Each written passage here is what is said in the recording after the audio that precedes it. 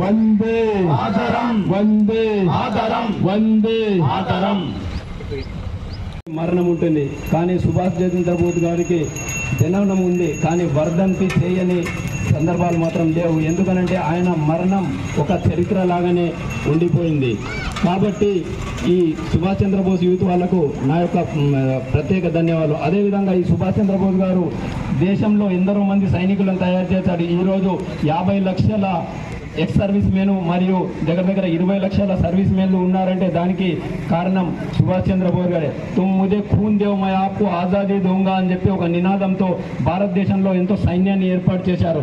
కానీ ఆ రోజుల్లో ఉన్నవాళ్ళు ఎప్పుడైతే మహాత్మా గాంధీజీ కానీ శాంతియుతంగా చేస్తున్నారు, ఈయన అందులో శాంతితోని మన దేశం స్వాతంత్రం కాదని చెప్పడంతో ఆయన వేరే పార్టీ పెట్టడం జరిగింది.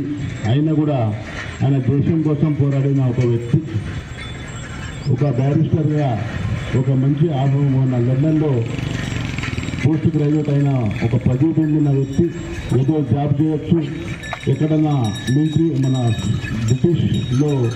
బ్రిటిష్ పాలనలో మంచి జాబ్ రావచ్చు కానీ ఆయన జాబ్కు ప్రోత్సహించి మనకు మన స్వాతంత్రం కావాలా, బ్రిటిష్ పాలన దాన్ని పోరాడిన వ్యక్తి ఈరోజు మనం యాద్ చేస్తున్నాము.